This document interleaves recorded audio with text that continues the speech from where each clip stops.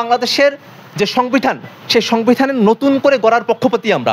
বাংলাদেশ রাষ্ট্রে এখন পর্যন্ত কোনো প্রতিষ্ঠান গড়ে ওঠেনি, কোনো প্রতিষ্ঠান স্বনির্ভরভাবে এখানে চলতে পারছে না। বাংলাদেশের এমন কোনো সেক্টর নাই যে সেক্টরটা খুব ভালোভাবে ফাংশন করে। আপনি শিক্ষা ক্ষেত্র বলেন, স্বাস্থ্য বলেন, কৃষি বলেন, বাণিজ্য বলেন, পররাষ্ট্র বলেন, স্বরাষ্ট্র বলেন, এমন কোনো জায়গা নেই যে জায়গাটাতে আসলে আমাদের সংস্কার বা পুনর্গঠন প্রয়োজন নেই। সবগুলো জায়গায় সংস্কার দরকার, পুনর্গঠন দরকার। আমরা মনে করি যা কিছু বাংলাদেশ রাষ্ট্রের সাথে সম্পৃক্ত তার প্রত্যেকটা জায়গায় যেন সংস্কার আসে।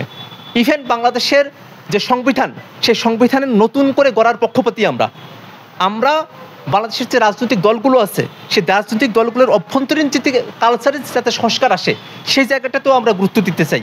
একই সাথে মানুষ যেন রাজনৈতিকভাবে সচেতন হয়ে ওঠে। বাংলাদেশের মানুষ তারা যেন প্রত্যেকেই নিজের জায়গা থেকে, বোঝাপড়ার জায়গা থেকে মানবিক মর্যাদায় সমাসীন হয়, প্রত্যেকে যেন আজাদ হয়ে উঠতে পারে, সেজন্য আমরা কাজ করতে চাই। সংবিধান সংস্কার, সংশোধন, নতুন করে লেখা বা পুনর্লিখন, এই জিনিসগুলো এখন আমাদের সোসাইটিতে খুবই আলোচনার বিষয়বস্তু হয়ে উঠেছে। তা থেকে বোঝা যায় যে আমাদের আগের যে সংবিধান সে সংবিধানের প্রতি আর কারোরই আস্থা নেই।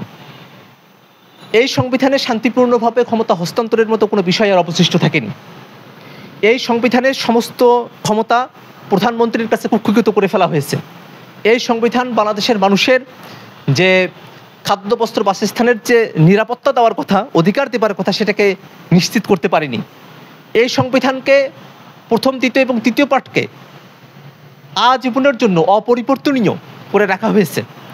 সংবিধানের শুরুতে যে প্রস্তাবনা, সাম্য, মানবিক মর্যাদা এবং সামাজিক ন্যায় বিচারের কথা বলা হয়েছে, তার অনেক ব্যত্যয় এর মধ্যেই থেকে গেছে।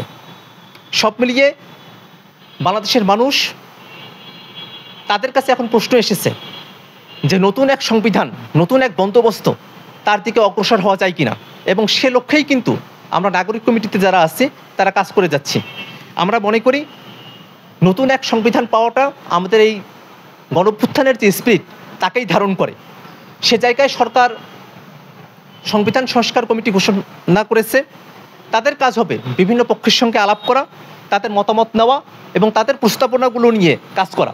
এবং আমরা নাগরিক কমিটি সারা দেশের মানুষের যে আকাঙ্ক্ষার জায়গাটি আছে, একে গ্রাম অঞ্চল পর্যন্ত সকলের কাছে আমরা পৌঁছাতে চাই। সমাজের নানা পক্ষ আছেন, বামপন্থী ধারার যারা আছেন, যারা মাদ্রাসা ব্যাকগ্রাউন্ডের যারা আছেন, যারা পাহাড়ে আছেন, সমতলে আছেন, সকলের বক্তব্য আমরা শুনতে চাই, যাতে এই আন্দোলনে যাদের অংশগ্রহণ ছিল, যারা এই বাংলাদেশের নাগরিক, যারা বাংলাদেশের যে রাষ্ট্র তার প্রতি যাদের